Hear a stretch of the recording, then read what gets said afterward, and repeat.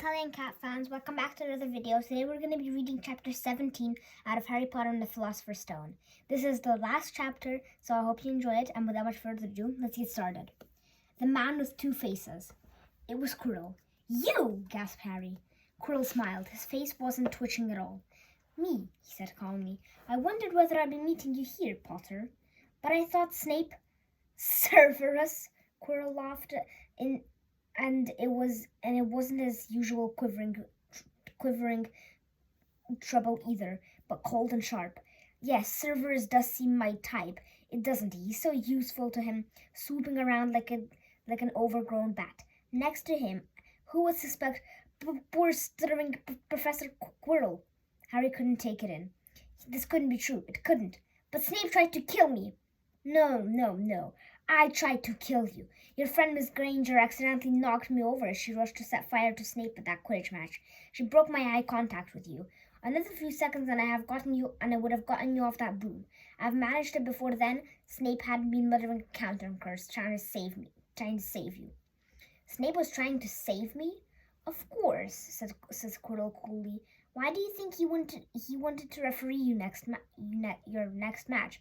He was trying to make sure I didn't do it again. Funny, really. He needn't have bothered. I couldn't do anything with Dumbledore watching. All the other teachers thought Snape was trying to stop Gryffindor from winning. He did make himself unpopular, and what a waste of time. After all of that, I'm gonna kill you tonight." Quirrell snapped his fingers. Rope sprang out in thin air and wrapped himself tightly around Harry. "You're too nosy to live, Potter, scurrying around the school in Halloween like that. For all I knew, you've seen me coming to look at what was guarding the stone." "You let the troll in?" Centrally. I have a special gift with trolls. You must have seen what I did to one in the chamber back there. Unfortunately, while everyone else was running around looking for it, Snape, who really suspected me, went straight to the third floor to head me off. And not only did my troll fail to beat your death, that three-headed dog didn't even manage to bite Snape's leg off properly. Now wait quietly, Potter. I need to examine this interesting mirror." It was only when Harry realized that he was standing behind Quirrell. It was the mirror of Erised. "This mirror is the key to finding the stone," Quirrell murmured, tapping his way around the frame. "Trust Dumbledore to come up with something like this. But he's in London. I'll be far away by the time he gets back." All Harry could think of was doing was to keep Quirrell talking and stop him from concentrating on the mirror. "I saw you and Snape in the forest," he blurted out. "Yes," said Quirrell idly, walking around the mirror to look at the back. He was only onto me by that time, trying to find out how far I've got. He suspected me all along, tried to frighten me, as though he could, when I had Lord Voldemort on my side." Quirrell came back from behind the mirror and stared hungrily into it. "I see the stone. I'm presenting it to my master. But where is it?" Harry struggled against the ropes binding him, but they didn't give. He had to keep Quirrell from giving his whole attention to the mirror. "But Snape's always seemed to hate me so much." "Oh, he does," said Quirrell casually. "Heaven, yes. He was at Hogwarts with your father, don't you know? Didn't you know? They loathed each other, but he never wanted you dead." "But I heard a few days ago sobbing. I thought Snape was threatening you." For the first time, a spasm of fear flirted across Quirrell's face. "Sometimes," he said, "I find it hard to follow my master's instructions. He's a great wizard, and I'm weak." "You mean he was in the classroom with you?" Harry gasped. "He is with me wherever I go," said Quirrell quietly. "I meet him when I travel around the world. A foolish young man was then, full of ridiculous ideas about good and evil. Lord Voldemort showed me how wrong I am. There is no good and evil. There is only power, and those too weak to seek it. Since then, I had served him faithfully, although I have let him down many times. He had to be very hard on me." Quirrell shivered suddenly. "He does not forgive mistakes easily. When I failed to steal the stone from Gringotts, he was most displeased. He punished me, decided he would keep a closer watch on me." Quirrell's voice trailed away. Harry could remember his trip to Diagon Alley. How could he have been so stupid? He'd seen Quirrell there that day, shaking hands with him in the leaky cauldron. Quirrell cursed under his breath. I don't understand. Is the stone inside this mirror? Should I break it? Harry's mind was racing. What I want more than anything else in the world at this moment, he thought, is to find the stone before Quirrell does. So if I look in the mirror, I should see myself finding it, which means I'll see where it's hidden. But how can I look without Quirrell realizing what I'm up to? He tried to edge to the left to get in front of the glass without Quirrell noticing, but the ropes around his ankles were too tight. He tripped and fell over. Quirrell ignored him. He was still talking to himself. What does this mirror do? How does it work? Help me, master. And to Harry's horror, a voice answered. The voice seemed to come from Quirrell himself. Use the boy. Use the boy. Quirrell rounded on Harry. Yes, Potter, come here. He clapped his hands once and the ropes binding Harry fell off. Harry got slowly to his feet. Come here, Quirrell repeated. Look in the mirror and tell me what you see. Harry walked towards him. I must lie, he thought desperately. I must look and lie about what I see, that's all. Quirrell moved close behind him. Harry breathed in the funny smell that seemed to come from Quirrell's turban. He closed his eyes, stepped in front of the mirror, and opened them again. He saw his reflection, pale and scared-looking at first, but a moment later the reflection smiled at him. It put its hand into the pocket and pulled out a blood-red stone. It winked and put the stone back into its pocket, and it did so.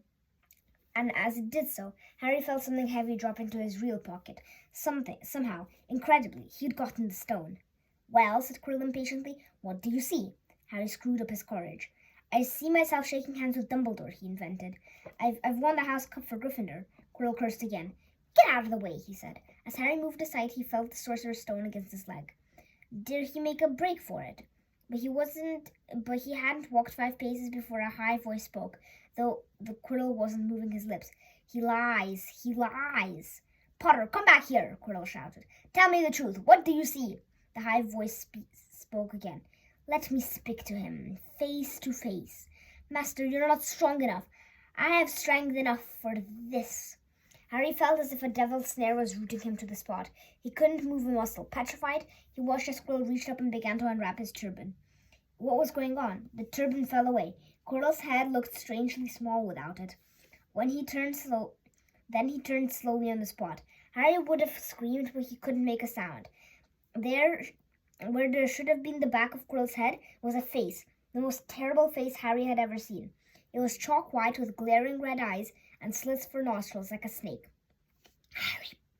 Harry Potter, it whispered.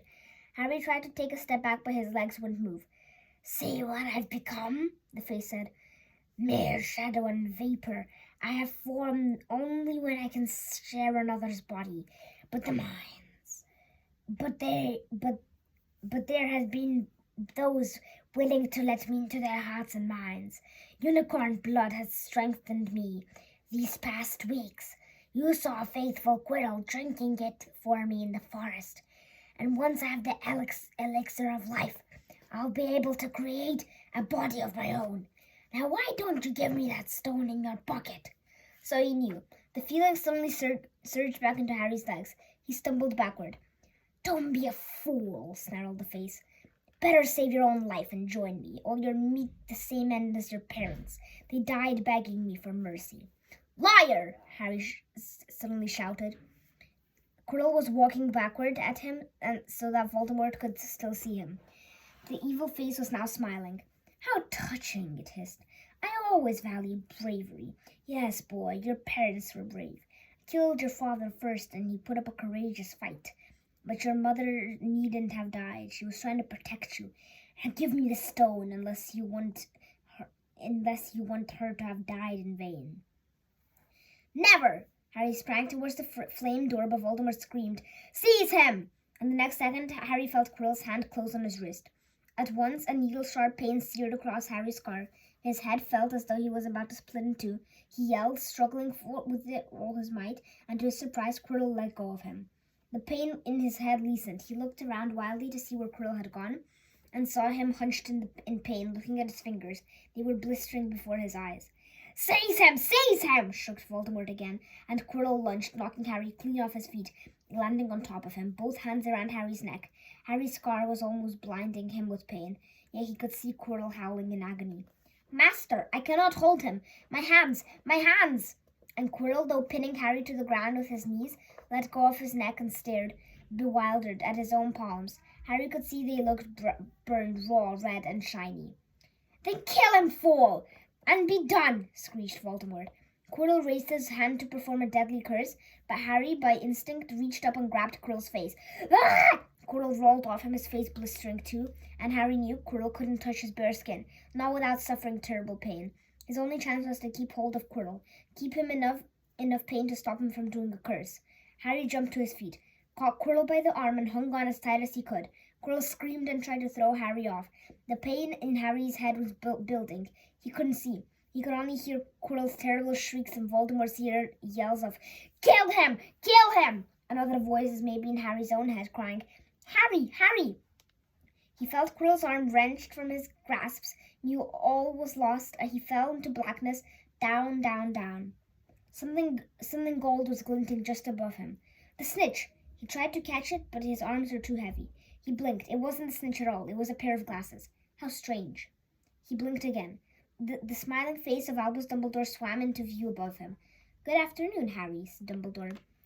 Harry stared at him. Then he remembered. "Sir, the stone! It was Quirrell! He's got the stone! Sir, quick!" "Calm yourself, dear boy.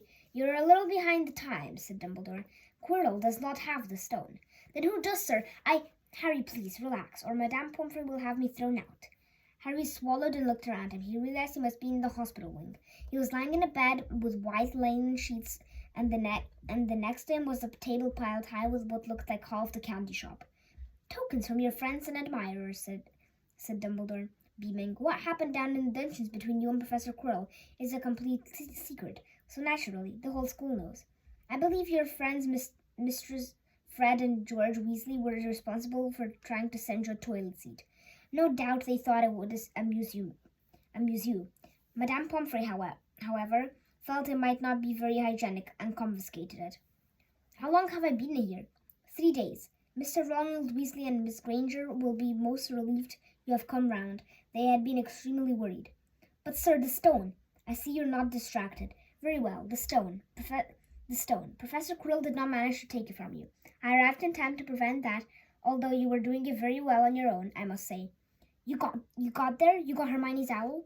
"We must have crossed in midair. No sooner than had I reached London than it became clear to me that the place I should be was the one that I had just left. I arrived just in time to pull Quirrell off you." "It was you?" "I feared it might be too late." "You nearly were. You couldn't keep him off the stone much longer." "Not the stone, boy. You. The effort involved nearly killing you. For one terrible moment there, I was afraid it had. And for the stone, it had been destroyed." "Destroyed?" said Harry blankly. "But your friend, Nicholas Flamel." "Oh, you know about Nicholas?" said Dumbledore, sounding quite delighted. "You did do the thing properly, didn't you? Well, Nicholas and I had a little chat, and it's agreed it's all for the best." "But that means he and his wife will die, won't they?" "They have enough elixir stored to set their affairs in order, and then, yes, they will die." Dumbledore smiled at the look of amazement on Harry's face. "To one as young as you, I'm sure it seems incredible, but to Nicholas and Pearline, it really is like it's going to bed after a very, very long day. After all, to the well-organized mind, death is but a next great adventure. You know, the stone was really not such a wonderful thing. As much money and life as you could want. The two things that most beings would choose above all. The trouble is, humans do have a knack of choosing precisely those things are the worst for them." Harry lay there, lost for words. Dumbledore hummed a little and smiled at the ceiling. "Sir," said Harry, "I've been thinking, sir, even if the stone's gone, you know who. Call him Voldemort, Harry. Always use the proper name for things. Fear of the name increases the fear of the thing itself." "Yes, sir. Well, Voldemort's going to try other ways of coming back, isn't he? He hasn't gone, has he?" "No, Harry, he has not. He's still out there somewhere, perhaps looking for another body to share. But being truly alive, he cannot be killed. He left Quirrell to die. Just shows a little mercy, and his followers as his enemies.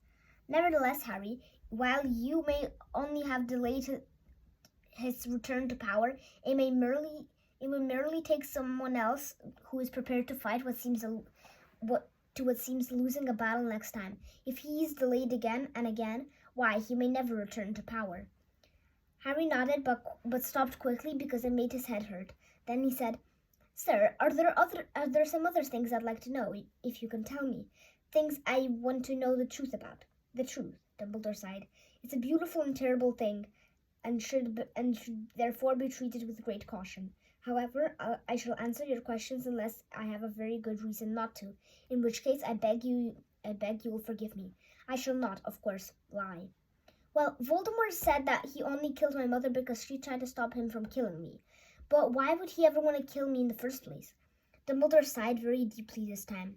Alas, the first thing you ask me I cannot tell you. Not today, not now. You will know one day. Put it from your mind for now, Harry. When you're older, I know you hate to hear this. When you're ready, you will know. And Harry knew it would be no good to argue. But why couldn't Quirrell touch me? Your mother died to save you. If there was one thing Voldemort cannot understand, it is love. He didn't realize that love is as powerful as your mother's for you leaves its own mark. Not a scar, no visible sign. It had to be loved so deeply, even though the person who loved us is gone, will give some protection forever. It is in your very skin. Quirrell, full of hatred, greed, and ambition, sharing his soul with Voldemort, could not touch you for this reason. It was agony to touch a person marked by something so good. Dumbledore now became very interested in a bird in the windowsill, which gave Harry time to dry his eyes on the sheet. When he had found his voice again, Harry said, And the invisibility cloak, do you know who had sent it to me? Ah, your father happened to leave it in my possession, and I thought you might like it. Dumbledore's eyes twinkled. Useful things. Your father used it mainly for sneaking out into the kitchens to steal food when he was here. And there's something else. Fire away. Quirrell and Snape. Professor Snape, Harry. Yes, him. Quirrell said he hates me because he hated my father. Is that true? Well, they did rather detest each other, not unlike yourself, Mr. Malfoy. And then your father did something Snape could never forgive. What? He saved his life. What? Yes, said Dumbledore dreamily. Funny.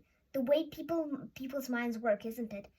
Professor Snape couldn't bear being in your father's debt.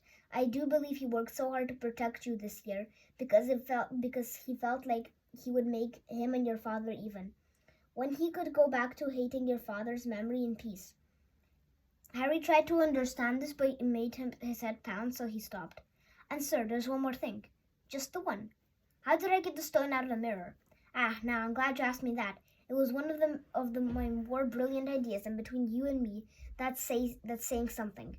You see, only one who wanted to find the stone, find it, but not use it, will be able to get it. Otherwise, they'll just see themselves making gold or drinking elixir of life. My brain surprises even me sometimes. Now, enough questions. I suggest you should make a start on these sweets. Ah, Bertie Bott's every flavored beans. I was unfortunate in my youth to come across a vomit-flavored one, and since then I'm afraid I've rather lost my liking for them. But I think I'll be safe with a nice toffee, don't you? He smiled and popped the golden brown bean into his mouth. Then he choked and said, Alas, earwax! Madame Pomfrey the nurse was a nice woman but very strict. Just 5 minutes, Harry pleaded. Absolutely not. You let Professor Dumbledore in. Well, of course, he's the headmaster, quite different. You need rest. I am resting. Look, lying down and everything. Oh, go on, Madame Pomfrey. Oh, very well, she said, but 5 minutes only. And she let Ron and Hermione in. Harry! Hermione looked ready to fling her arms around him again, but Harry was glad she held herself in, and his head was still very sore. Oh, Harry, we were sure you were going to Dumbledore. You were going to. Oh, Harry, we were sure you were going to. Dumbledore was so worried. The whole school's talking about it, said Ron. What really happened? It was one of those rare occasions when the true story is even more strange and exciting than the wild rumors. Harry told them everything: Quirrell, the mirror, the stone, and Voldemort. Ron and Hermione were a very good audience. They gasped in all the right places, and when Harry told them what was under Quirrell's turban, Hermione screamed out loud. So the stone's gone, said Ron finally. Flamel's just going to die? That's what I said, but Dumbledore thinks that was it. To the well-organized mind, death is but the next great adventure. I always said he was off his rocket, said Ron, looking quite impressed at how crazy his hero was. So what happened to you two, said Harry. Well, I got back all right, said Hermione. I brought Ron round. That took a while. We were dashing up to the owlery to contact Dumbledore when we met him in the entrance hall. He already knew. He just said, Harry's gone after him, hasn't he? And hurtled off to the 3rd floor. Do you think he meant you to do it? He meant you to do it, said Ron, sending you your father's cloak and everything. Well, Hermione exploded, if he did, I mean to say that's terrible. You could have been killed. No, it isn't, said Harry thoughtfully. He's a funny man, Dumbledore. I think he sort of wanted to give me a chance. I think he has more or less everything that goes on in here, you know. I reckon he has a pretty good idea we were going to try, and instead of stopping us, he had just taught us enough to help. I don't think it was an accident he let me find out how the mirror worked. Almost like he thought I had the right to face Voldemort if I could. Yeah, Dumbledore's off his rocker all right, said Ron proudly. Listen, you've got to be up for the end of year feast tomorrow. The points are all in Slytherin and Slytherin won, of course. You missed the last Quidditch match. We were steamrolled by Ravenclaw without you, but the food will be good. At that moment, Madame Pomfrey bristled over. You've had nearly 15 minutes. Now out, she said firmly. After a good night's sleep, Harry felt nearly back to normal. I want to go to the feast, he told Madame Pomfrey as she straightened his many candy boxes. I can't I? Professor Dumbledore says you are to be allowed to go, she said sniffly, as though in her opinion Professor Dumbledore didn't realize how risky feasts could be. And you have another visitor. Oh, good, said Harry. Who is it? Hagrid sidled through the door as he spoke. As usual, when he was indoors, Hagrid looked too big to be allowed. He sat down next to Harry, took one look at him, and burst into tears. It's all my Rudy fault, he sobbed, his face in his hands. I told the great evil how to get past Fluffy. I told him. I was the only thing I didn't know, and told him. You could have died, all for a dragon egg. I'd never drink again. I should be chugged out and made to live as a muggle. Hagrid, said Harry, shocked to see Hagrid's shaking with grief and remorse, great tears leaking down his beard. Hagrid, he's found out somehow. This is what Voldemort we're talking about. He would have found out even if you hadn't told him. You could have died, sobbed Hagrid. And don't say the name. Voldemort! Harry bellowed, and Hagrid was so shocked he stopped crying. I met him and I've called him by his name. Please cheer up, Hagrid. We've saved the stone. It's gone. He can't use it. Have a chocolate frog. I've got loads. Hagrid wiped his nose on the back of his hand and said, That reminds me. I've got you a present. It's not a stout sandwich, is it? Said Harry anxiously, and at last Hagrid gave a weak chuckle. Nah, Dumbledore gave me the day off yesterday to fix it. Of course, he should have sacked me instead. Anyways, got you this. It seemed to be a handsome leather-covered book. Harry opened it curiously. It was full of wizard photographs, smiling and waving at him from every page were his mother and father. Sent owls off to all your parents' old school friends, asking for photos. Knew you didn't have any. You like it. Harry couldn't speak, but Hagrid understood. Harry made his way down to the end of the year feast alone that night. He had been held up by Madame Pomfrey's fussing about, insisted on giving him one last checkup, so the great hall was already full. It was decked out in Slytherin colors of green and silver to celebrate Slytherin's winning the House Cup for the 7th year in a row. A huge banner showed the Slytherin serpent covered in the wall behind the high table. When Harry walked in, there was a sudden hush, and then everybody started talking loudly at once. He slipped into a seat between Ron and Hermione and the Gryffindor table and tried to ignore the fact that people were standing up to look at him. Fortunately, Dumbledore arrived moments later. The babble died away. Another year gone, Dumbledore said cheerfully, and I must trouble you with an old man's wheezing waffle before we sink our teeth into our delicious feast. What a year it has been! Hopefully your heads are a little fuller than they were, and you have your whole summer ahead to get nice and empty before next year starts. Now, as I understand it, the House Cup here needs awarding, and the points stand thus. In 4th place, Gryffindor with 312 points. In 3rd, Hufflepuff with 352. Ravenclaw Ravenclaw has 426 and Slytherin 472. A storm of cheering and stamping broke out from the Slytherin table. Harry could see Draco Malfoy banging his goblet on the table. It was a sickening sight. Yes, well done, Slytherin, said Dumbledore. However, recent events must be taken into account. The room went very still. The Slytherin smiles faded a little. Said Dumbledore. I have a few last-minute points to dish out. Let me see. Yes, first to Mr. Ronald Weasley. Ron went purple in the face. He looked like a radish with a bad sunburn. For the best played game of chess Hogwarts had seen in many years, I award Gryffindor 50 house points. Gryffindor cheers nearly raised the bewitching ceiling. The stars overhead seemed to quiver. Percy could be telling the other prefects, "My brother, you know, my youngest brother, got past McGonagall's giant chess set." At last they were silent again. Second, to Miss Hermione Granger, for the use of cool logic in the face of fire, I award Gryffindor 50 house points. Hermione buried her face in her arms. Harry strongly suspected she had burst into tears. Gryffindors up and down the table were beside themselves. They were 100 points up. Third, to Mr. Harry Potter, said Dumbledore. The room went deadly quiet. For the pure nerve and outstanding courage, I award Gryffindor 60 house points. The din was deafening. Those who could add up while yelling themselves hoarse knew that Gryffindor now had 472 points, exactly the same as Slytherin. They were tied for the House Cup, if only Dumbledore had given Harry just one more point. Dumbledore raised his hand. The room gradually fell silent. "These are all kinds of courage," said Dumbledore, smiling. "It takes a great deal of bravery to stand up to our enemies, but just as much to stand up to our friends. I therefore award 10 points to Mr. Neville Longbottom."